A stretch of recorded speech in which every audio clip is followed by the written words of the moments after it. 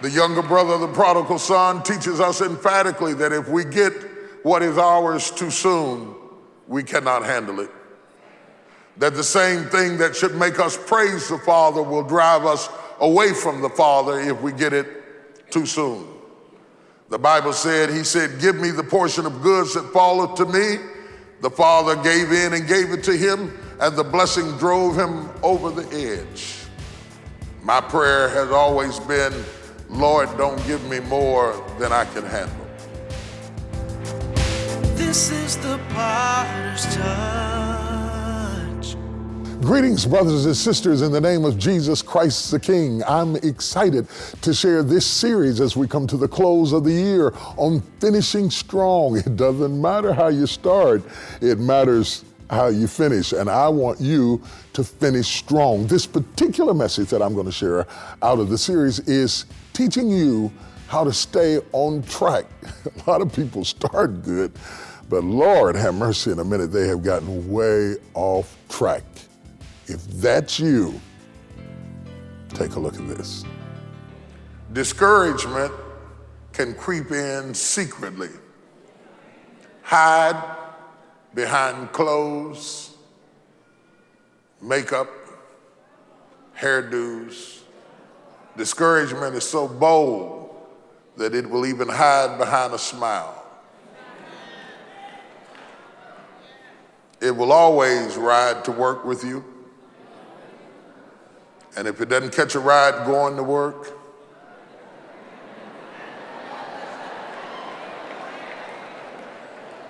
it'll catch a ride on the way back home.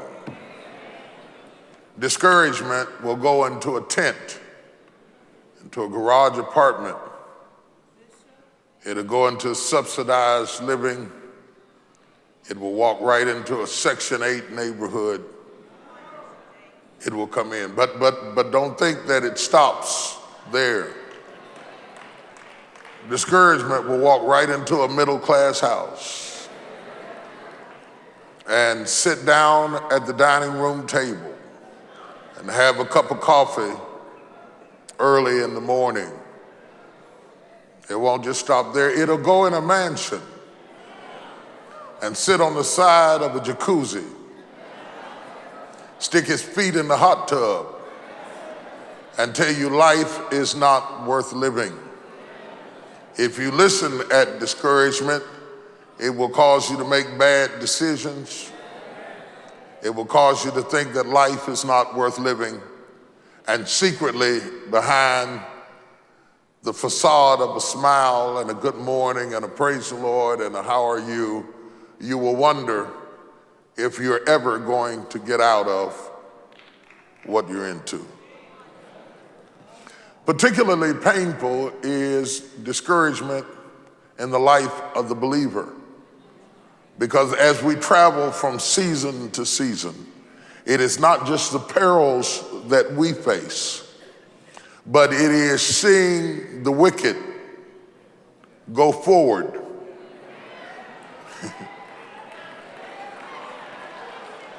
while the righteous are held back. I don't know if you've ever thought like that, but sometimes I see people succeeding who didn't pray nearly as hard,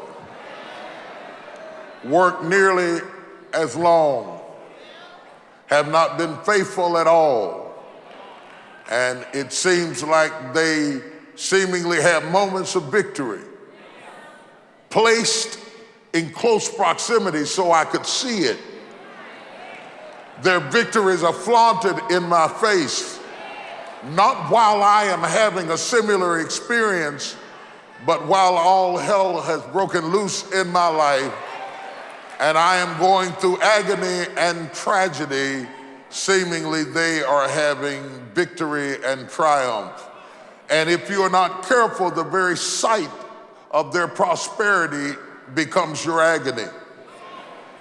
And seeing them go forward will be a source of such continued frustration that it is not your test that baffles you, but their success agonizingly displayed before you, makes you despair of life, until David says in 37:1, fret not thyself over evildoers, how they prosper in their own way, they shall soon be cut off. He says, in other words, don't make a permanent decision over a temporary circumstance. He says, don't allow a moment of agony to make you draw a conclusion about life prematurely. Because if you just keep on walking with God, God has a way of making everything all right. But he warns us and declares to us that the steps of a good man are ordered by the Lord. Steps. Somebody say steps. Now, the term steps implies process.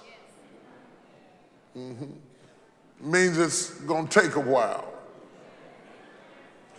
Means that you can't get to the destination just because you want it, just because you saw it, just because you like it, just because you need it. In fact, we are often tormented by vision. Yeah, we are tormented by vision.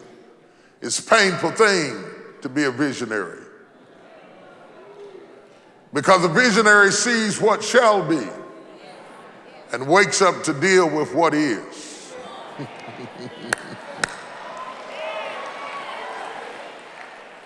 Sometimes a visionary cries out on the inside and says, God, don't even show me what shall be. Because every time I shout and dance over what you showed me, I go home to a harsh and painful, bleak, dark reality. And the fact that I am torn between what shall be and what is creates agony in my life. The Bible said, hope deferred makes the heart sick. There are moments that I'd rather not know that I'm going to be king if you're going to send me back out into the field to take care of sheep. Why didn't you just hide that I was going to be king so I could be satisfied taking care of sheep? But because you told me you had more for me, I wanted to hasten the process to get to my destiny. And now I'm not happy doing what I used to be happy doing because I'm tormented by what shall be. I want to hasten my process so that I can get to an expected end. But that cannot be done. Because a blessing given too soon is not a blessing at all. I can give my son the car keys now and tell him to go to the store. But had I given it to him when he was 5, it would not have been a blessing at all. Same car, same son, given too soon. He can't handle it. The car can handle it. The road can handle it. I can give it to him, but he can't handle it. So would I be a good father if I gave him a good thing too soon? Sometimes my goodness is proven by my ability to say not yet.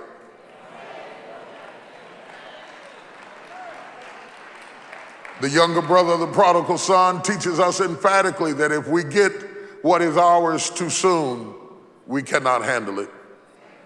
That the same thing that should make us praise the Father will drive us away from the Father if we get it too soon. The Bible said, he said, give me the portion of goods that falleth to me.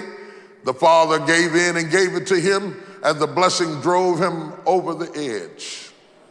My prayer has always been, Lord, don't give me more than I can handle. You know when to bless me. You know how to bless me. You know when I'm ready to be blessed. Teach me patience with the process. Oh, I'm preaching right now. Still to come on The Potter's Touch. Did you know your blessing is already ready? That is already in place, that God isn't fixing it up right now. It's already done, that the work doesn't have to be applied to where you're going. The work has to be applied to you so that when you get where you're going, you can handle what you gotta handle. And so, God, help me preach the steps, the steps, the steps. Touch three people and say, the steps, the steps, the steps. He has a place in mind, Somebody ought to thank God for shut doors. a peace in store, God can give you some things that your money cannot buy. and provision for your need. He already had the manger in place while man was shutting doors. So don't be afraid of the gift God gives. Don't be afraid when he bypasses a hotel and takes you to the barn, because God has a way of turning a barn into a penthouse suite. Don't be afraid of the gifts God gives. For helping us reach others with your best gift, we would like to give you Don't Be Afraid of the Gift God Gives on CD, as well as a bonus message, The Rainmaker, on DVD. And when your gift is $150 or more, receive our Blessed and Loved calendar, a Blessed and Loved journal for recording your experiences to new heights, and our Blessed and Loved Inspiration Cup when you visit our website or call 1-800-BISHOP2 today.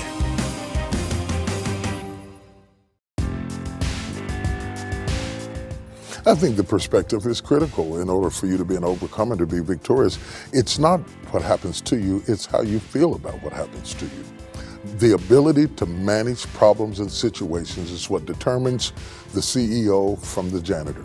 I've been both, and I can clearly tell you, the higher up you go, the more problems you encounter. And your ability to have the proper perspective under fire is critical. And frankly, it takes discipline. Because no matter who you are, where you are, the heart trembles with fear. Your mind races with possibilities. But if you can discipline yourself to hold on to your perspective while you are under fire, you can overcome anything. That takes discipline, not emotionalism. You can't dance your way into this. You have to be sober and be vigilant because you're under fire. Your perspective is being attacked. The enemy is trying to make you think that you are not coming out, or that you don't have what it takes, or that you can't do it, or that you can't. But if you can hold on to your perspective and be disciplined enough to keep the car in the middle of the road, even though the wind is rocking from side to side, you'll drive through the storm. And when the storm is over, you'll still be standing. I don't always have patience with the process. I don't like process. I don't like process. I don't like paperwork. I don't like waiting in line. I don't like being sent from this person to that person. I don't like modern telephone answering services that say, if you want this, punch 5, and if you want that, point 2, and if it's yes, say yes, and if it's no, hit 7, and I don't want all that. I just want you to turn the water back on. That's all I want you to do.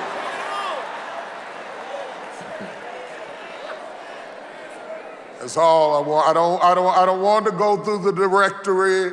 I don't want to talk to a machine. I don't want to punch in any numbers. Just give me what I want, like I want it, when I want it, how I want it, and you won't have no trouble out of me. Now, I'm not talking about you. I'm just talking about me. Maybe it's because I'm the baby of my family. Maybe I'm spoiled. I don't know what it is. Maybe it's my age or stage, but for some reason, I want stuff. My nerves are getting bad.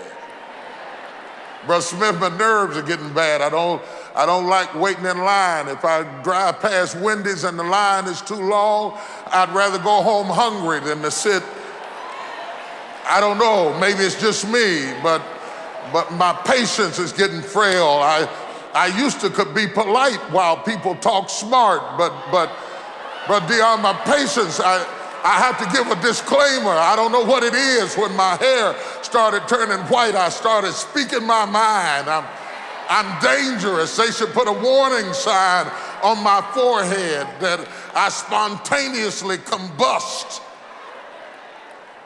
because I don't like the process. I did not want God to order steps.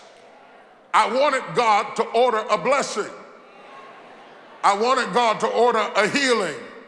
I wanted God to order prosperity. I wanted God to order victory, but instead of ordering victory, he ordered steps. He ordered it. He didn't just offer steps as an option to be selected on a directory of choices. He ordered. He ordered steps. And the steps of a good man are ordered by the Lord. I know you're used to shouting over that text, but before you dance, think a minute. God ordered steps. Who wants steps? Nobody wants steps. Steps are not beautiful. They're not attractive. Now when they put them in your house, they try to decorate them, put carpet on them. Some people even put lights up under them. They try to decorate them, but nobody wants steps. The only reason we have steps is to get us to a higher level. If there were a way to get upstairs without going upstairs to get there, we would take it. If we could afford an elevator, we would put one in. But if you don't have the $60,000, $70,000 it takes to put an elevator in your house, then guess what? You go up the steps, one at a time. I take them one at a time now. I didn't used to. I used to take 2 and 3 at a time. When I was younger, I would just step over steps and just take 2 or 3 steps at a time. I did that. I ran up the steps.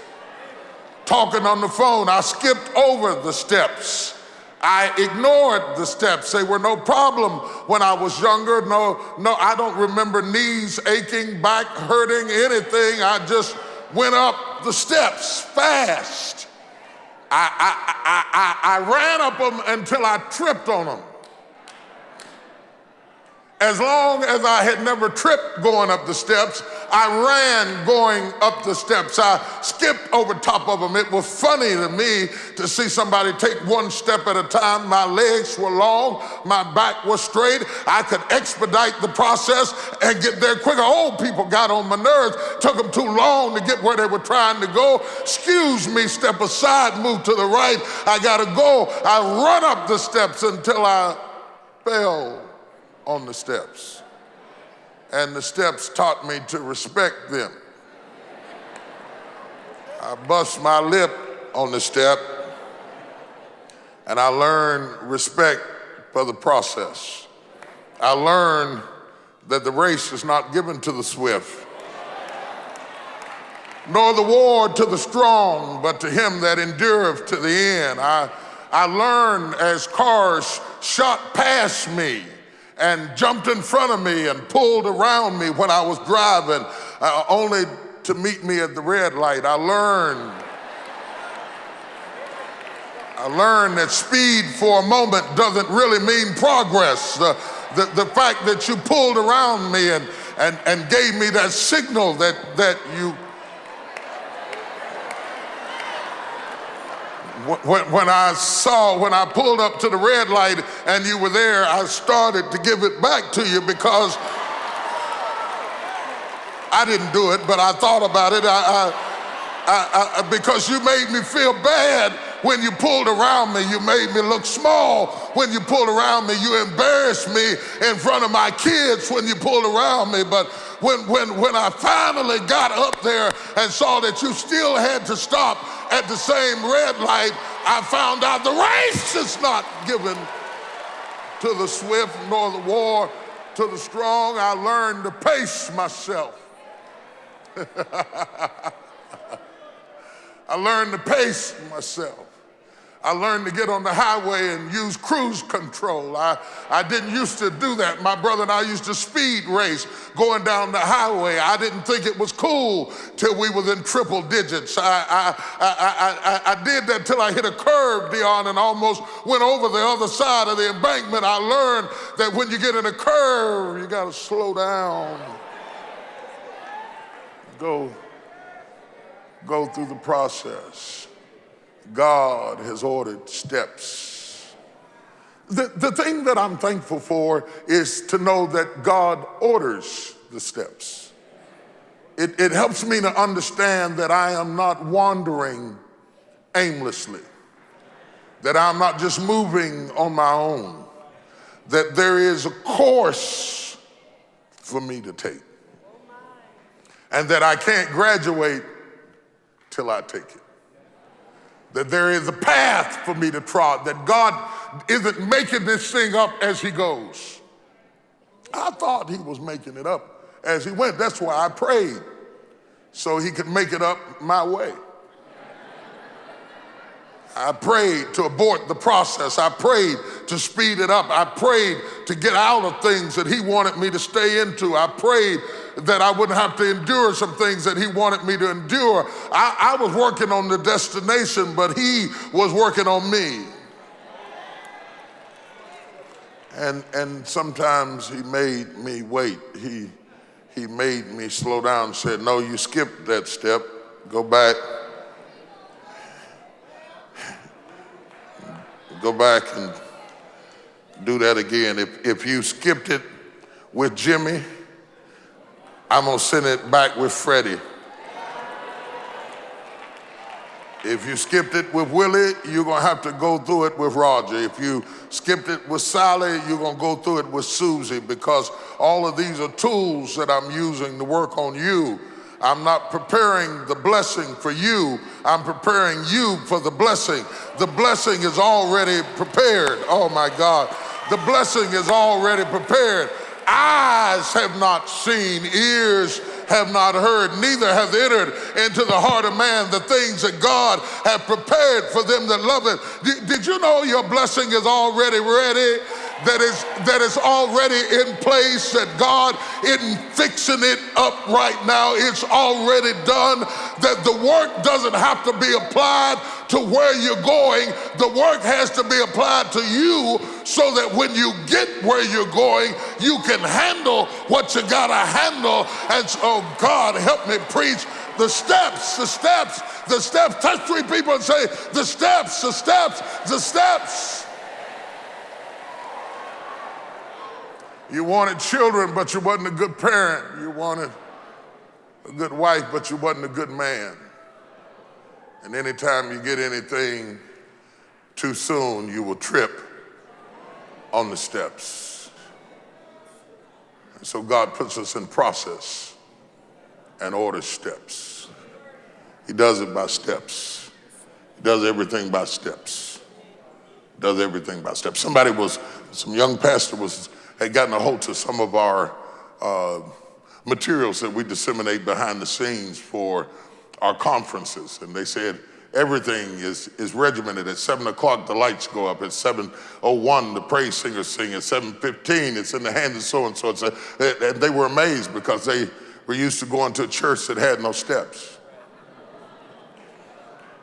I explained to them, when you don't have much to manage, you can do it haphazardly. You can just call Sister Agnes out of the crowd and say, I see Agnes has come in the building, let's have Agnes come sing a solo. But when you have something massive to run, you can't run it in a haphazard way. Your structure has to be different. Your order has to be different. You can't move spontaneously. You have to move a little methodically and mechanically so that you are prepared to handle it. You can't drive an 18-wheeler like you drive a Volkswagen. You can make a sudden turn in a VW, but if you're driving an 18-wheeler, you got to think before you get to the turn and start shifting down and moving into position so that when you get to the turn, you are positioned to make the right turn. And if you weren't going to do much, God could jerk you quickly. But to him whom much is given, much is required, and you have to go through the process to get everything lined up. Yes, you can handle it, but can your children handle it? Yes, you can handle it, but can your spouse handle it? Yes, you can handle it, but do you have the right friends for where you're trying to go? There has to be some adjustments on the steps before you get to the stage. Hate to stop you right there, but I'll be right back. It is good to be uncomfortable. I've never met anybody who was terribly creative or gifted or strong in leadership who was also comfortable. It's always those people who say, is there not a cause? Those exceptional people who are uncomfortable with the times and rise to the challenge because they refuse to allow the chaos around them to determine the conqueror within them. It is the chaos of the time that creates the conqueror in the man. I'm not trying to veer to the left or veer to the right or gradually get it together. I don't have time to gradually get it together. I'm getting ready to do something so radical and so massive, I'm going to turn the whole thing 180 degrees.